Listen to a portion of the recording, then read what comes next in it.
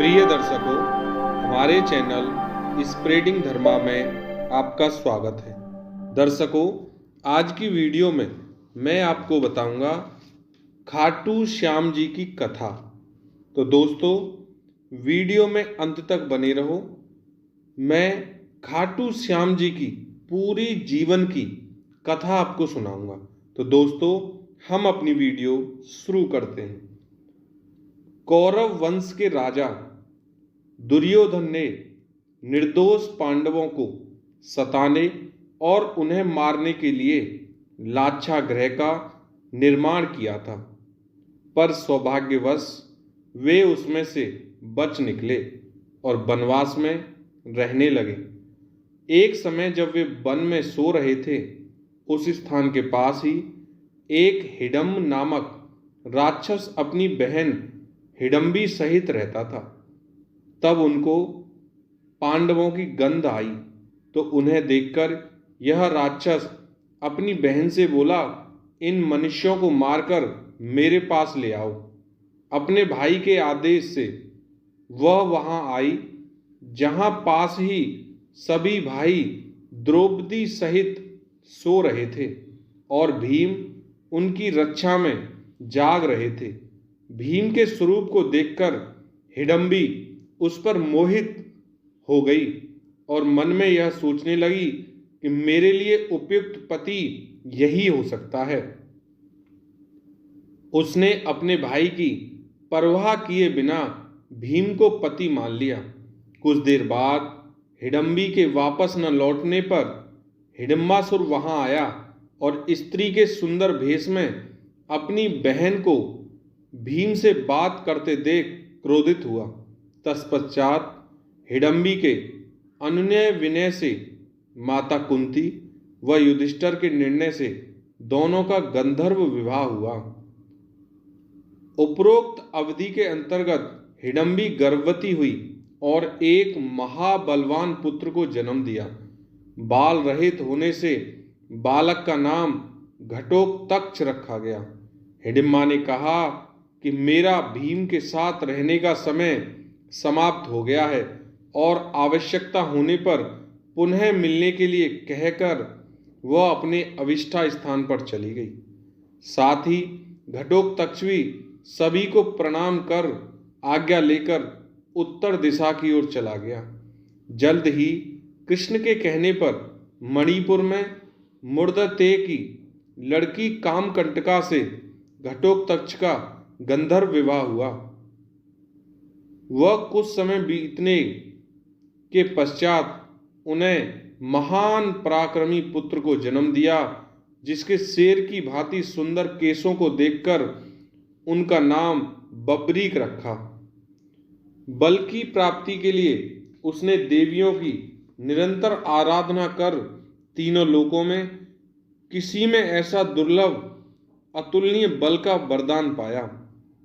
देवियों ने बब्रीक को कुछ समय वहीं निवास करने के लिए कहा और कहा कि एक विजय नामक ब्राह्मण आएंगे, उनके संग में तुम्हारा और अधिक कल्याण होगा। आज्ञा अनुसार बब्रीक वहां रहने लगा। तब मगध देश के विजयी नामक ब्राह्मण वहां आए और 7 शिवलिंगों की पूजा की, साथ ही विद्या की सफलता के लिए देवियों की पूजा की। ब्राह्मण को स्वप्न में आकर कहा कि सिद्ध माता के सामने आंगन में साधना करो, बब्रीक तुम्हारी सहायता करेगा। ब्राह्मण के आदेश से बब्रीक ने साधना में विघ्न डालने वाले सभी राक्षसों को यमलोक भेज दिया।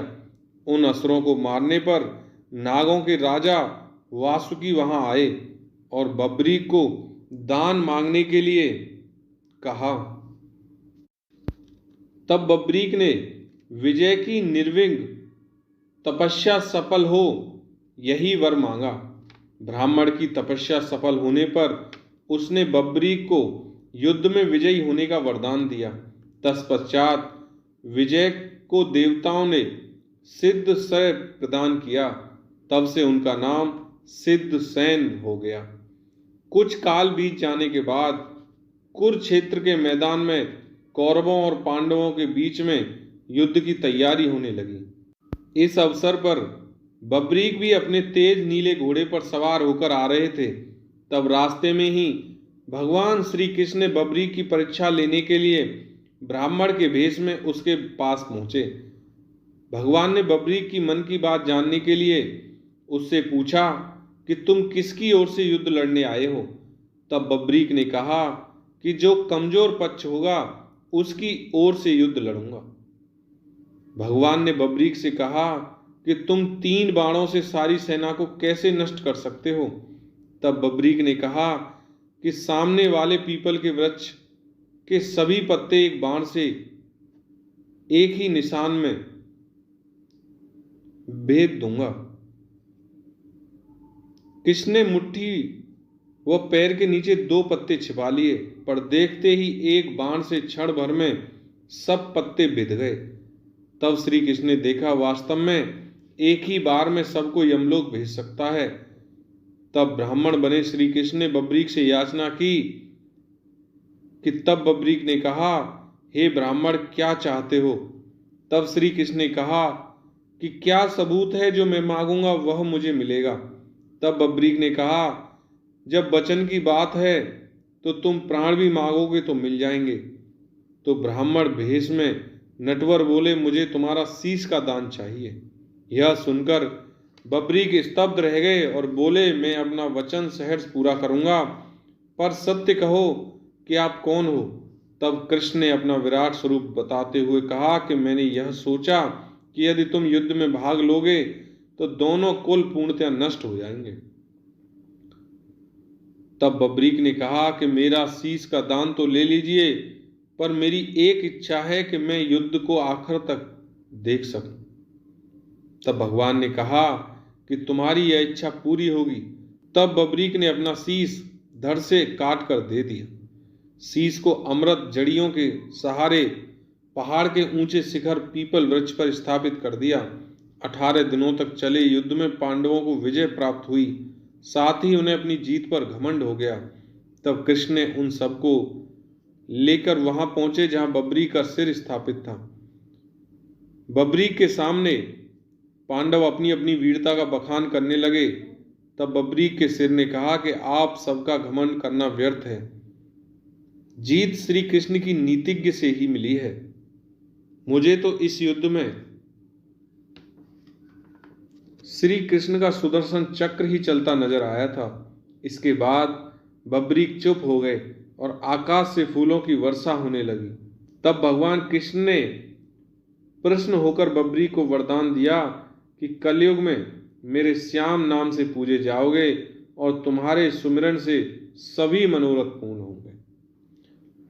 बोलो खाटू श्याम की जय। बोलो श्री कृष्ण भगवान की जय।